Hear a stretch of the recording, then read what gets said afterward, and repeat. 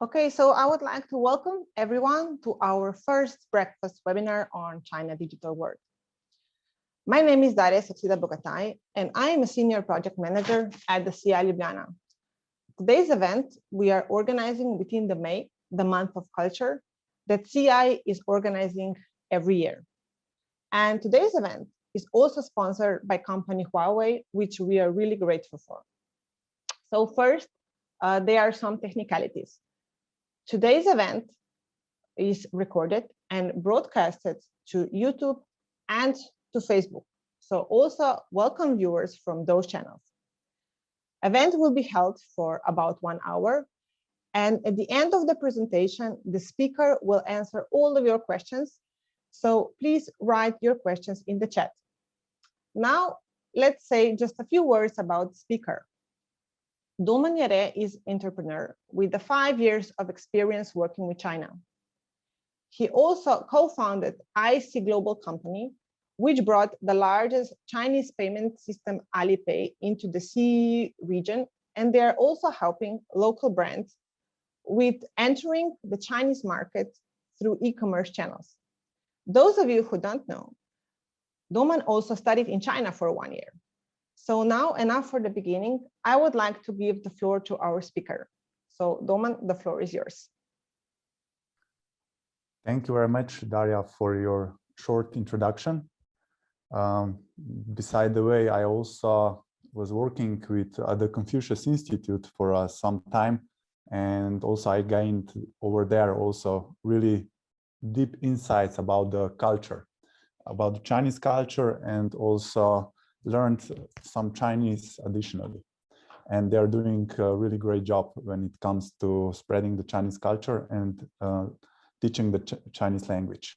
But today, let me go to deep dive into the China digital world. So what we will able to learn from today's lecture. First, we will see that there is totally another digital world, which is Chinese one. And it's not even closely comparable to the Western digital world. Then we will find out why the WeChat is so important for the Chinese, and also why you need to have WeChat, and why it's this so easier than to communicate with the Chinese friends and Chinese business partners. And also because this WeChat world and social media world in China, it's a bit different than in West, and they have different habits, and there is do and don'ts, what can be done in WeChat. We will also check how to use WeChat. I will give you some tips. And then at the end, I will also, if you will be in the future, going to travel to China when this whole situation with COVID-19 goes down, then you will see like which are the must-have applications to survive in China, especially if you are not so good at speaking Chinese. So let me start first. Here you can see on the presentation which are the most popular apps in the world which have the most monthly active users. And maybe, as you can assume, there is on the first 3 places, there is WeChat, not WeChat, WhatsApp Messenger, Facebook, and Facebook Messenger, and Instagram. And all of these, they are apps from the Facebook. And then you can see also there is on the 5th place already the first first e-commerce app, and then also some live streaming apps, and also TikTok is getting more and more popular. But what I want to show you now, here is not included any Chinese app. And just look at now how the whole perspective changes if we include also Chinese apps into this account. Then suddenly we find out that there is WeChat, which is mostly used only by Chinese, but there is so many inhabitants in China that the application by itself come already on the 4th place when it comes to the monthly users in the whole world. What is even more interesting, it's Alipay. We also brought Alipay to Slovenia that Chinese user can spend when they were traveling in tourism. But what is here really interesting is that Alipay is the first among these other 6 apps which you see on the screen. It's the app which is financial app. So it's not in the basic, it's not social app, but it's financial. And as you can see, like almost all other places from the 6 down, they take all the apps are Chinese apps. So this can just show us how many users are using this app, but maybe some of us or some of you are not so familiar with these apps. And today I want to introduce you more into the detail some of these apps that you will be more familiar with them. And let me check first the most popular apps in the top economies. So as you can see here, like whole the West, it's almost the same. So for the messaging, mostly all the Western societies use WhatsApp or Facebook Messenger. Only there is a little bit difference from Japan, they use Line, and also in some other Asian countries, Line. But then what is even more important, as you look at the China messaging and social network, for both they're using WeChat. And also when we are looking all other perspectives, if we look all the Western society, all Western countries, they're using all the same. So for video, usually YouTube. On the other hand, Chinese use iQIYI, which is the company which is in hands of Baidu, let me say Chinese Google. Then also for photo sharing, usually all the Westerns use Instagram, Chinese use Weibo. The same is with the social news. Most of us rely on the Twitter, and Chinese again they use Weibo. And for the short video, of course, now more and more Westerners use TikTok, but still majority are still rely on the Instagram. So here are all, you can see the differences, how China, it's totally different in the whole social media perspective from all the Western countries. And what is the reason that it happened that China used their own digital ecosystem? The main reason behind this, not the real Chinese wall, but the Great China Firewall. What does it mean with this Chinese firewall? It means that Chinese government blocks majority of the Western digital apps, but they block them because they don't comply with the Chinese government rules. So if for example, Google would comply with the Chinese government rules, of course it would be allowed. For example, Wikipedia, it can be reached in China, but majority of the apps which we are using every day, so as Google, Gmail, YouTube, Facebook, they cannot be reached in China. And for the listeners, participants today of today's webinar, if you haven't been in China, and if you go first time to China and then you experience this, it's for the first time quite a shock, because I believe majority of you are using Google on the daily basis, probably also YouTube and Facebook. And then suddenly, if you come to China, all these apps are not reachable. Instead, only if you use VPN, then you can reach it. But also this is not all the time the case. Sometimes it can happen, even if you use VPN, you will not be able to reach these apps. And because of this reason, the whole landscape, digital landscape in China, it's totally different. Here you can see the major apps which are usually used in US and mostly I would say also in European countries. For example, Facebook, it's one of the most popular, and also Instagram. Also for the gaming, they are using Twitch And for example, Quora, for example, is in China would be Jihu.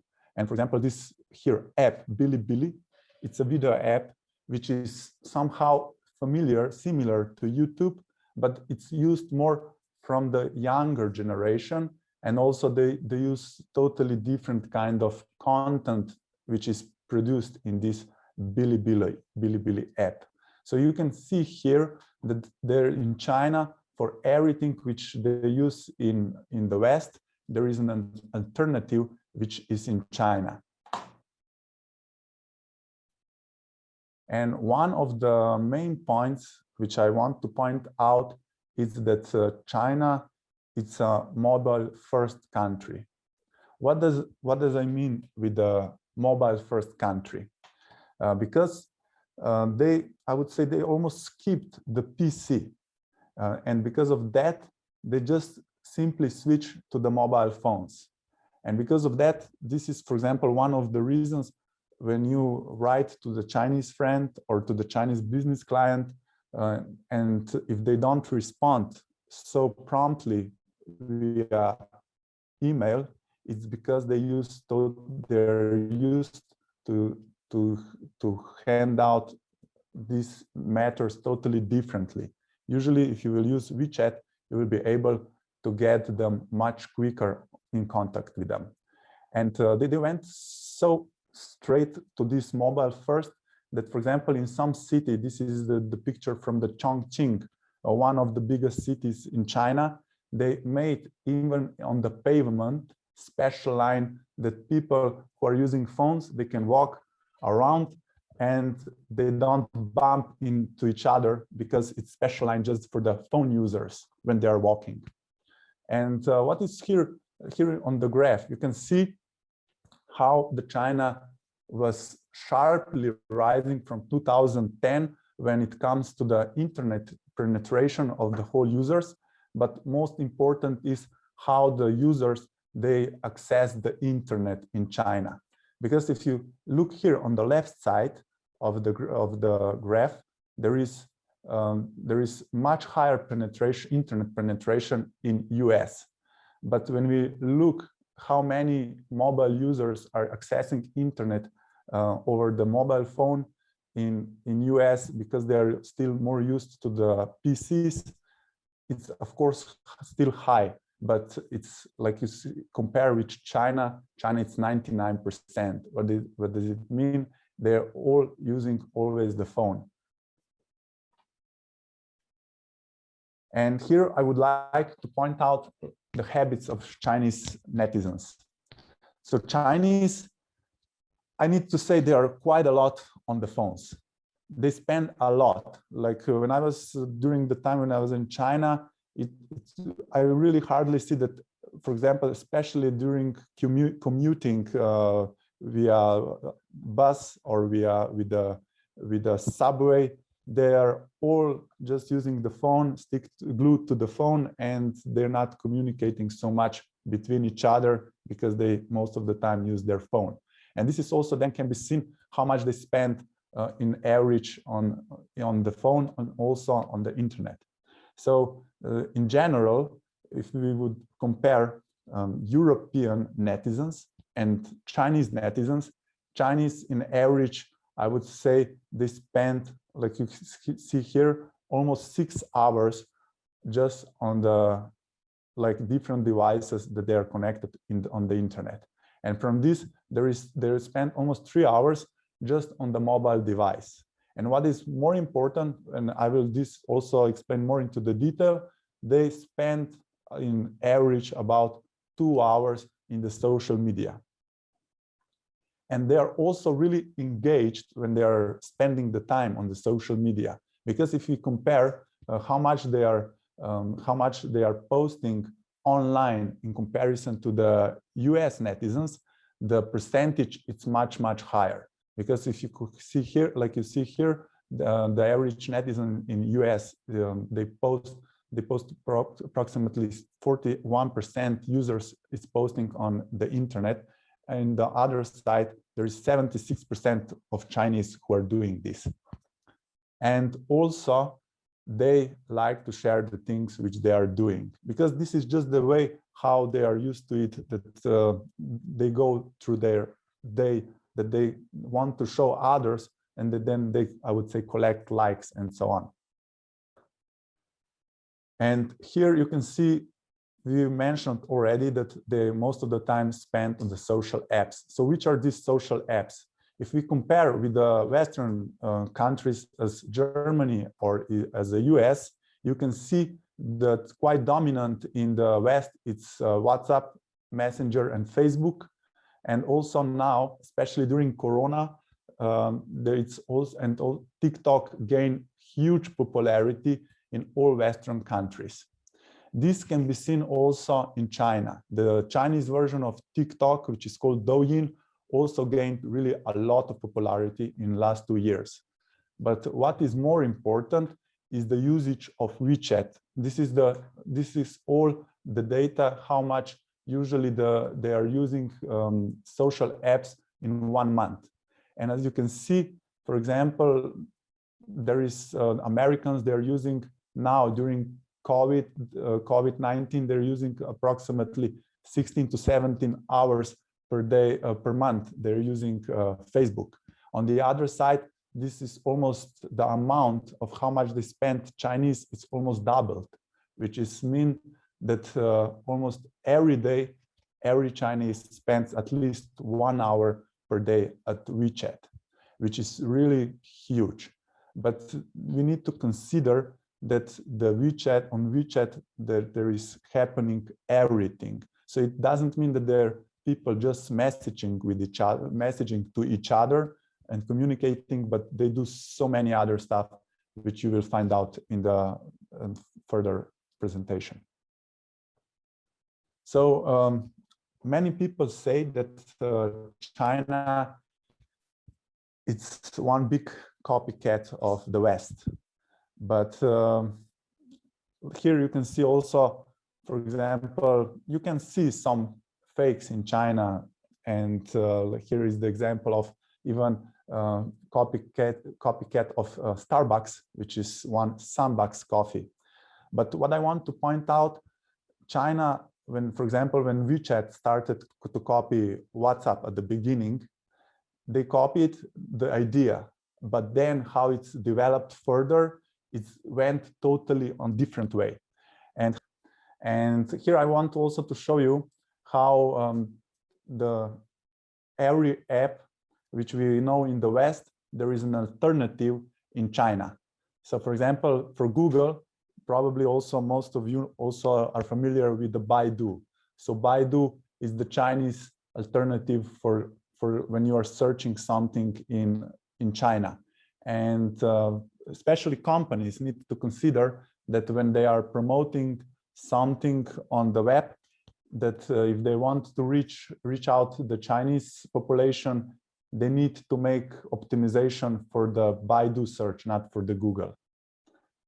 Then, for example, Amazon, we have the alternative for the Tmall. Tmall, it's under the umbrella of Alibaba. And the biggest competitor, here we see the logo of Tmall, it's cat, and the alternative for the main competitor in China is Jingdong.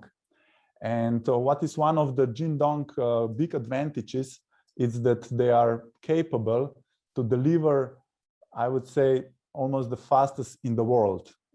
Because they can, for example, if you order the electronics from Jingdong and you live in China in a big city, if you order in the morning, you will already get your delivery in the afternoon. Or if you order in the afternoon till 11 at night, you will already get the next morning. So they have really, really developed logistics, and the whole service, it's on the totally another level if we compare to the Amazon. Even though I say the Amazon is also doing quite good. And then it's eBay. And then we have one really famous, I would say, at least all the Chinese would agree with me, Taobao. In Taobao, you can really find everything. You can buy even a plane, like a jumbo jet, because they're selling everything what you can imagine. Then for the Facebook, it's alternative WeChat, which I will explain it more into the detail in the next slides. And then instead of Twitter, they're using Weibo, but Weibo, it's some kind of mixture between Twitter and Facebook. So it's not just alternative for the Twitter, because all these, especially social apps, even though at the beginning they copied the Western apps, but then they have developed totally in their own way. And of course, the same is also for for example, video streaming. There is, instead of Netflix, there is iQIYI, which is the company which belongs to Baidu. And then it's their competitor, which is from the Tencent, and it's Tencent Video. The same thing is with the Spotify. There is Tencent have really also successful music streaming platform, QQ. And then also they had in the past, they have big fierce competition between Uber and Didi, which is a Chinese ride-hailing app. And at the end, Uber lost the competition in China, and they in fact merged together with Didi Chuxing in China. And then Didi became also competitor to Uber, mostly on the whole Asian markets. When it comes to the traveling, Chinese, they also have alternative to the Booking.com, which is Ctrip, which is becoming one of the major players, not only in China, but also in the world. They have, for example, acquired Skyscanner, and also they are acquiring a lot of companies in the West, which they are doing in the tourism industry. Their competitor, it's the competitor from Alibaba, which is called Fliggy. And this Fliggy app, it's also integrated in Alipay. So what is the main point of these all apps, which I'm showing you? They are from 4 major players. And 4 major players are, you will see it in this slide. So the main competitors in the West are Amazon, Apple, Facebook, and Google. And there is something similar situation in China.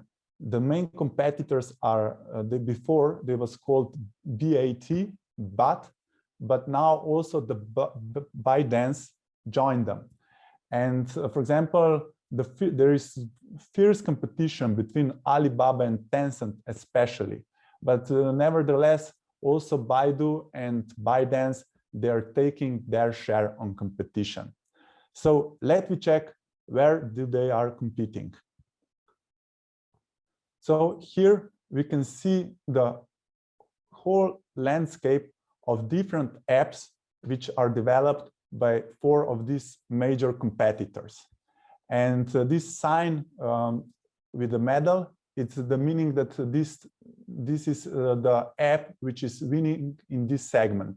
So for example, for the messaging, of course, it's really not possible even to compete towards the WeChat because it's so dominant in the messaging.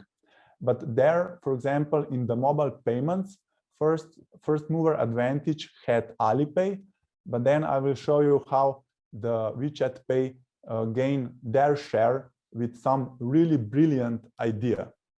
Then also on the other side, at e-commerce, Alibaba is taking all the advantage of their own ecosystem. For Taobao, which is C2C app for selling goods, and then Tianmao, which is business to consumer for selling goods. As you can see on the video, there is a lot of competition, but also a lot of segmentation. As I already mentioned before, Bilibili is the app which is more video streaming app, which is more meant for the younger generation. And iQIYI, it's some kind of Chinese app of Netflix. And when it comes to the short video, here it's having a big advantage, ByteDance, and there is a competitor, Kuaishou, but currently this competitor, it's more focused, or it's gaining traction from the 3rd and 4th tier cities. So it means that the main consumers who are watching this Kwai show are the people with the lower income, and from the other side, the consumers who are watching TikTok or Chinese Douyin are people who have higher income and are from first and second tier cities.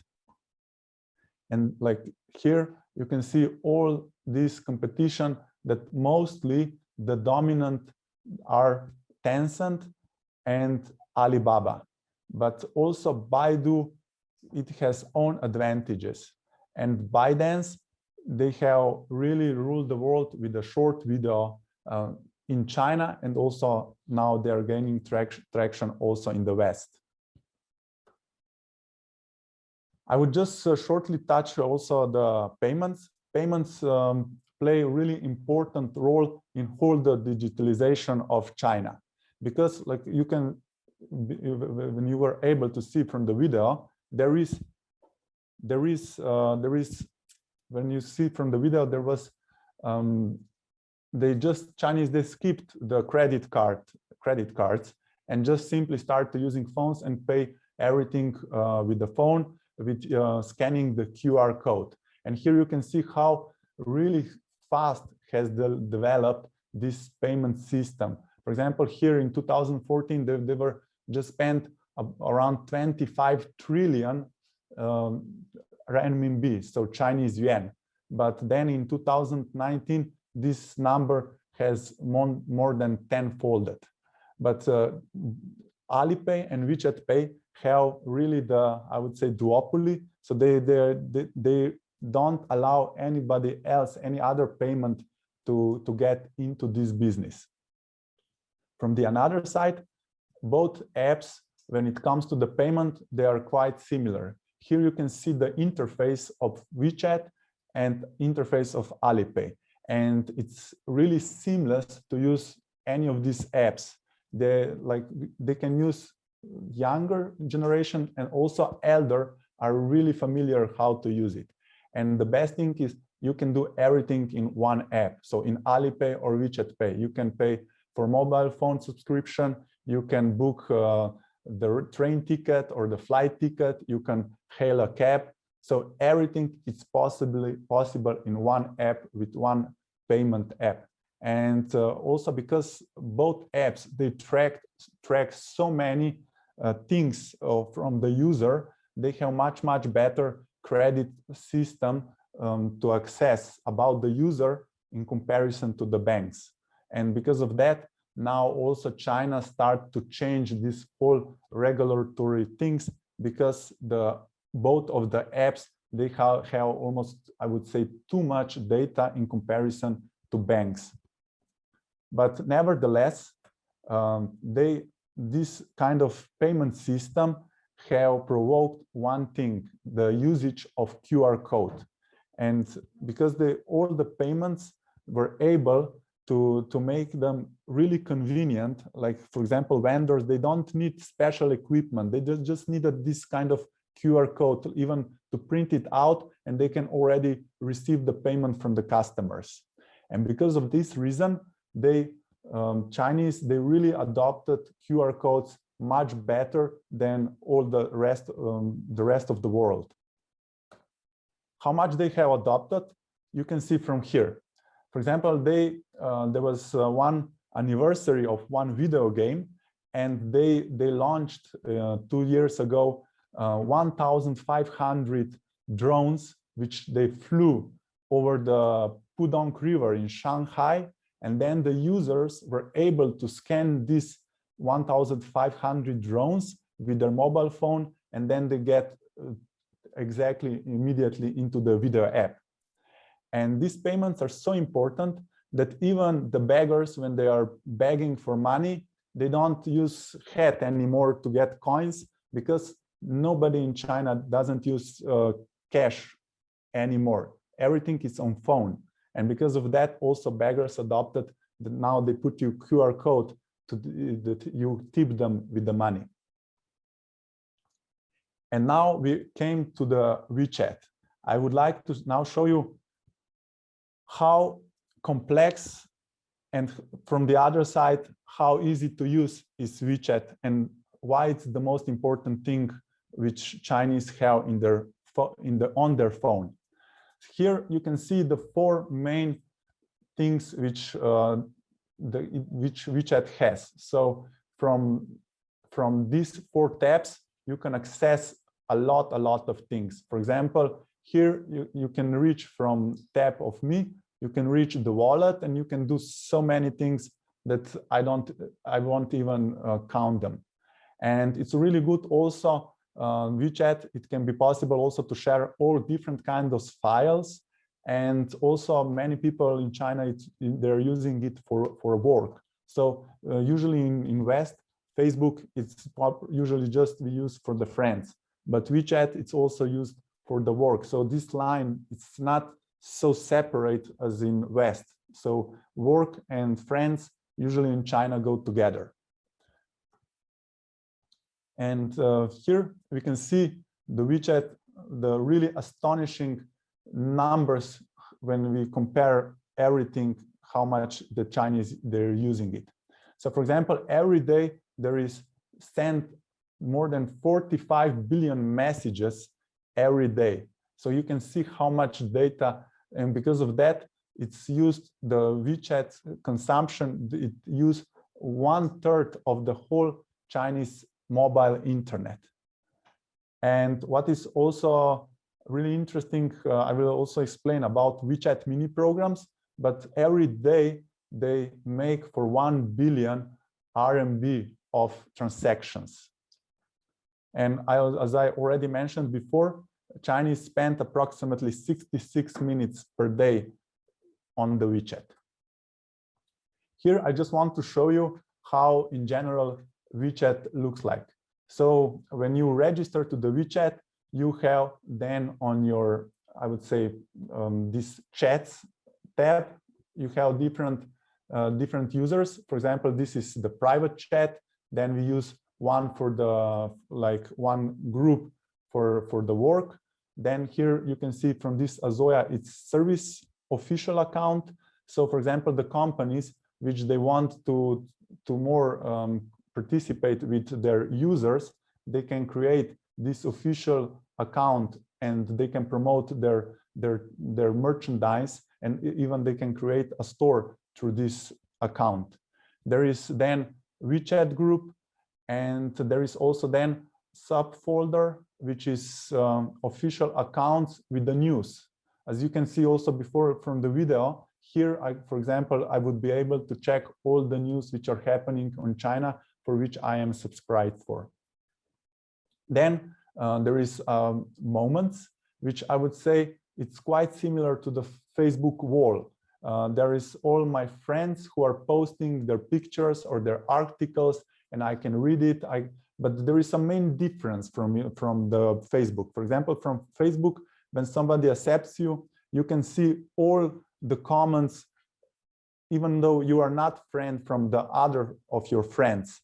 But in China, you can see only on the WeChat, under the comments, you can see only the comments from your both mutual friends. So you cannot see all the comments which they made on one post.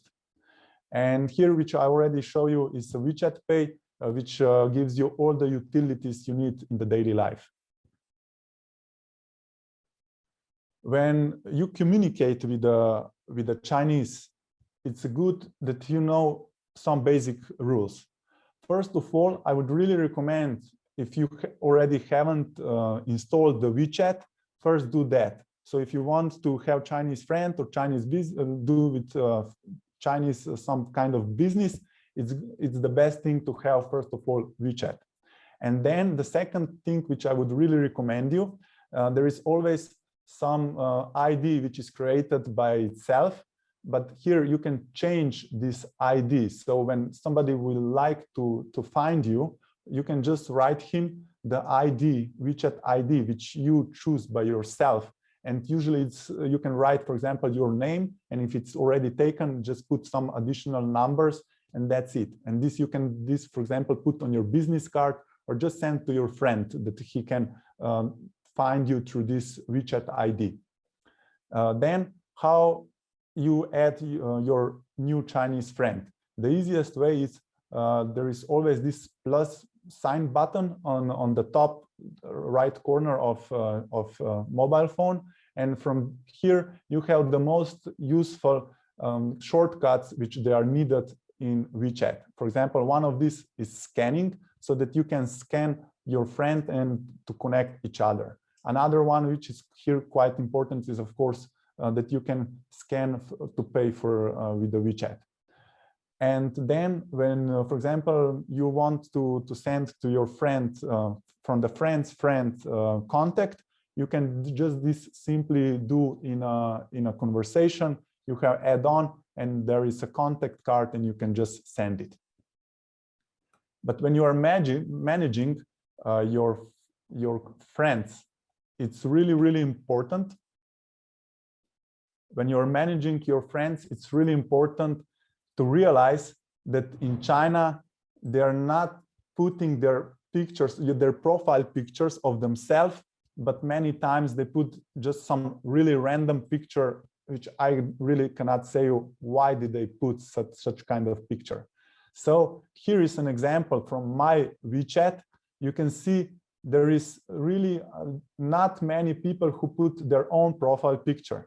And what is even more important, you can see here, some of them, they just put some signs. They don't put their own names.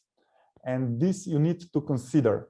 So when you are adding your new friends, or especially if you go traveling to China and if you will be in one day meeting a lot of new contacts, it's really, really good that you somehow manage them. And you can do that when you add a new friend, you can immediately manage and you can write his, for example, English name. And then also you can put a tag. For example, here is when I was traveling with tourism delegation, I then put the tag for delegation of tourism. So I knew that all the persons which I met at that time, they were from this delegation. And then additionally, I also, you can take a picture of the business card or even take a picture together with this person and you know which person this is. Because like I mentioned before, many times you don't see the pictures of the profile who that person is. And this is then how it looks like when this profile user is edited after the change. What is also one really interesting thing in WeChat, it's that when you write to somebody in chat, for example, when you want to wish him a happy birthday, and here I wrote to this Yaka Novak. This Yaka Novak is a fictional person. So when I will be showing you next things, that you will know that he's not my, I would say, the real body. But what I want here is just the purpose of demonstration. So for example, if I write to Yaka that I miss him, in Chinese, wo xiang ni, it will show some stardust. And this is really, I would say, meaningful in China, that you have this confetti. And also, for example, if you are now in some relationship and you say, you write in your conversation XOXO, then it will also be confetti of kisses, which will be showing down the display of when you send this and also the person who is receiving it, which I think it's really sweet. Also be always careful when you are using emojis in WeChat. Why be careful? Because many of the emojis, the meaning which the Chinese understand are different of the meaning what we understand in the West. First of all, I haven't seen really that they would be using many times in the West this kind of emoji like this dog. And this dog, they use it when Chinese, when they want to point out something as sarcastic. Then, for example, this emoji at the beginning, when I see it at the first time, I just couldn't get it. What does it mean? Then later on, they explained me it means hug. And it's, for example, this kind of emoji, you even cannot find it on the Google. If you will Google it, you can try it, and you will not find this WeChat emoji in the Google. Then there is, for example, this kung fu gesture, which it means that you make an agreement with the respect. And this is usually, for example, can be used when you make some agreement with your Chinese colleague, you can send him such kind of emoji. Also really interesting emoji is this smiley, which is eating watermelon. It means that it has some special cultural meaning in China, and it means that the person who sent this emoji, they're looking at something, at some drama, but they don't want to engage in it. They're just like silent observers. When you are thanking when somebody have given you a favor, you can use the rose emoji. And also when you are meeting somebody in WeChat, especially now when we are during COVID-19, and you meet him for the first time, it's also really polite to use such kind of emoji, shaking hands. And one of the mistakes, for example, which I made, I understood this smiley that at the beginning that he's waving hello, but in fact he's waving goodbye. And so don't make mistakes, because you can Chinese person on the other side, if you will send her such kind of emoji, can think that you don't want to speak currently with her or with him. So use it cautiously.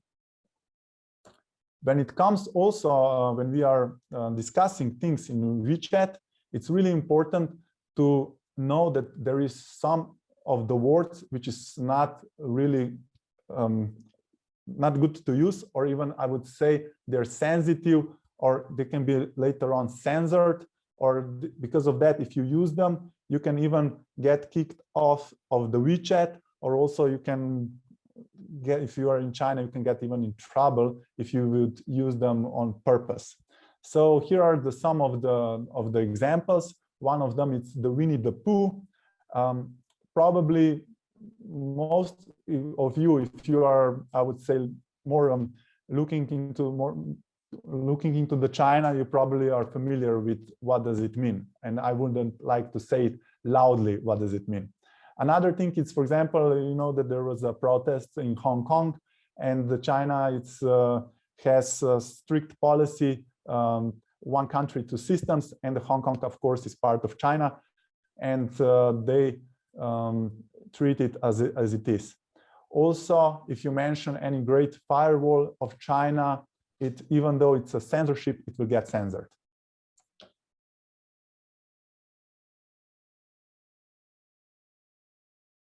And there is also possibility, even though WeChat is in basically it's a mobile app, you can also use it on the desktop.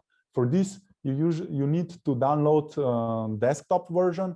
And what is really important is that you always, on the desktop version, you can log in always only with your mobile phone.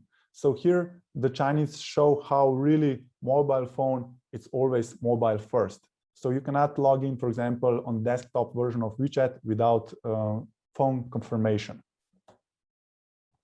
One of the, before I was showing you that WeChat has like almost 50% gain of the market share for the WeChat payment.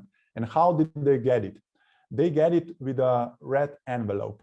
In China, there is a tradition that for the special occasions as a New Year, Chinese New Year, or for the birthdays or for the weddings, you give to the person who celebrates a red envelope full of money. And then the WeChat, the Tencent, they come to idea, what if they would digitalize this old tradition? And they succeeded. And how this happened, that they started to think about it, it happened that this guy, CEO of Tencent, Pony Ma, on the south of China, they have tradition that every worker, after the Chinese New Year has finished, when they came back to work, the CEO hands out them the red envelope. What is here the main challenge is that the red envelope, if you need to hand out 30,000 people, this is quite a lot of people. and it a lot of time to do it. So then they start to think, what if we would digitalize everything? And they did. And this is how the idea of digitalization of red envelope started. What I would also like to point out that WeChat has developed in 2017 mini programs. What does it mean, these mini programs? It means that you need just one app, which is WeChat, and then you can access all other apps through this WeChat app. So it means that all this, when, for example, you see here, all these other apps, they're in fact on the cloud of the WeChat servers. And then you don't need to download them on your phone because they're just simply on the WeChat. And here, for example, you can already try it out. If you have already WeChat, you can, for example, scan this Nike mini program, and then you will come to the Nike store.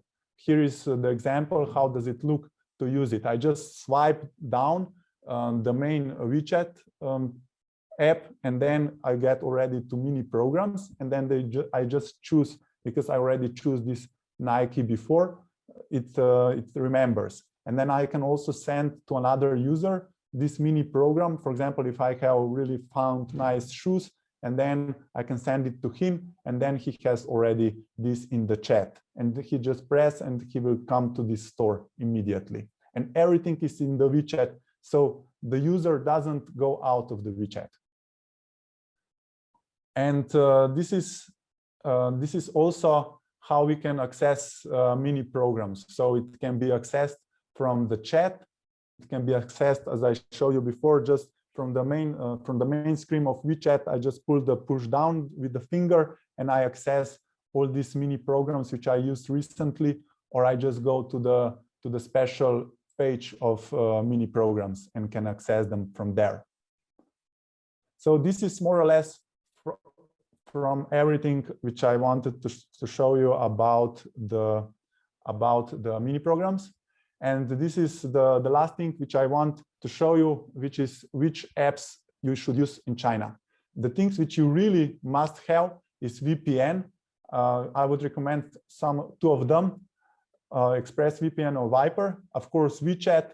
Also, it's good to have Baidu Maps if you are in China, because Google, first of all, won't work. If it works, it will not show you the exact location as it can, Baidu can.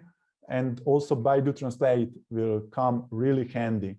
And the last app is Pleco. And here are also some additional optional apps which I would recommend you to use it, but this is already, I would say, for advanced usage.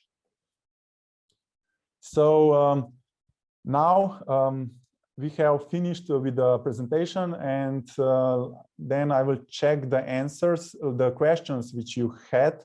And also, if you have some additional questions, I will be really willing to answer them. So first question is, just a second.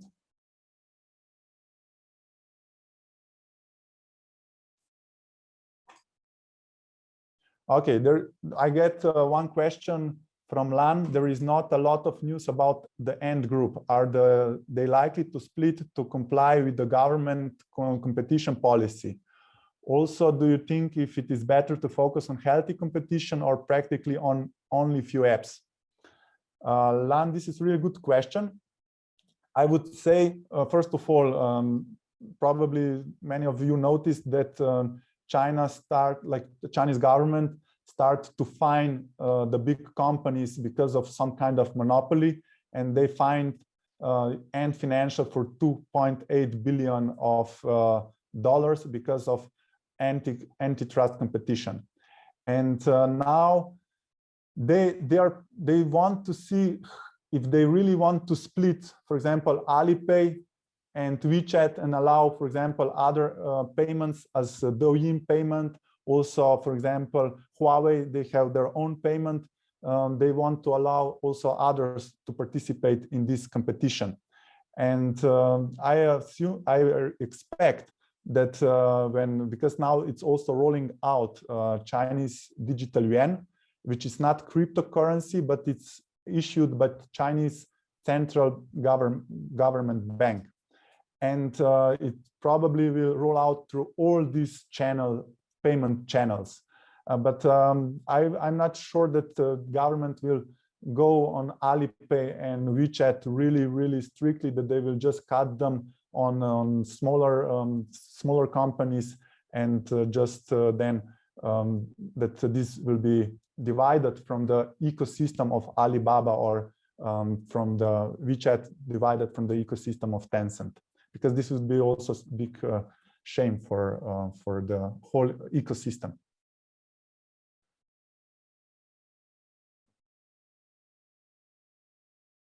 Okay, there is one more question. Could you please explain once more what the mini program is about? Okay, maybe I was not so straightforward about the mini program. So mini program, it's an app inside. So we have WeChat app, and now try to imagine that you have in this WeChat app another app. So you don't need to download it. You just press it in the WeChat. For example, just let me go with the presentation a little bit back. So just imagine, for example, I have here Google, for example, that would be Google Maps, but this is like Tencent Maps. So I don't need to download again this app to get to the map. I would just press this button here, and I would immediately, the WeChat would upload the map. So I don't need to go outside the WeChat and to use another app. And I also don't need beforehand to download this app. I hope I have answered about this WeChat mini program.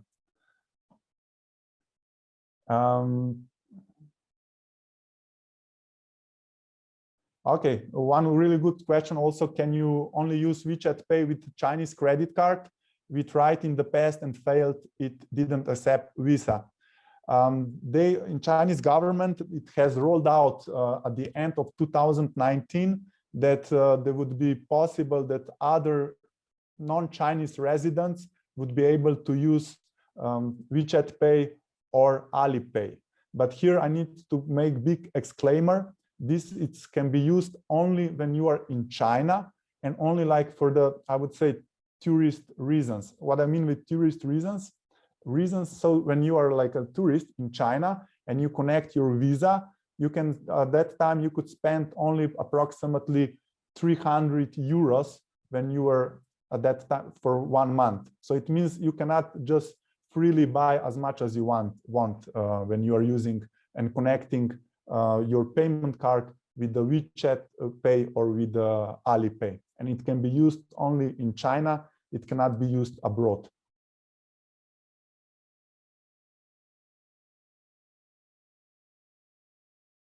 Another question is, what is the main difference between mini programs and regular company or official account? How about WeChat pop-up stores? So the main difference between mini programs and regular company or official account is that, first of all, usually it's needed to make an official account or company account. So then on this, you can build usually the mini program. And mini program, it's somehow, I would say, connection with this account. So you can make first, for example, account, and then you can make a mini program which is built upon this account. And they're like, it's really, or even use, it's hard to say that you can just make the mini program by itself. And also it would be pointless, because for the user, it would be really hard as a company to follow him, because when you get the user which gets to this mini program, you don't get his, I would say, ID and everything, which usually comes when he starts following your official account.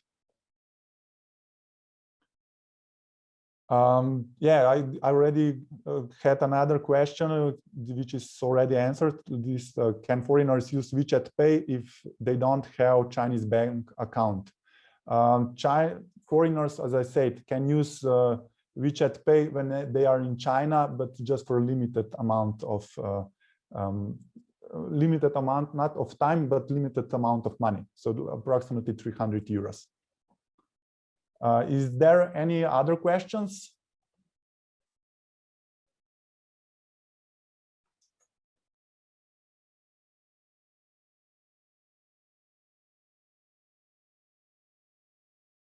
There is still another question.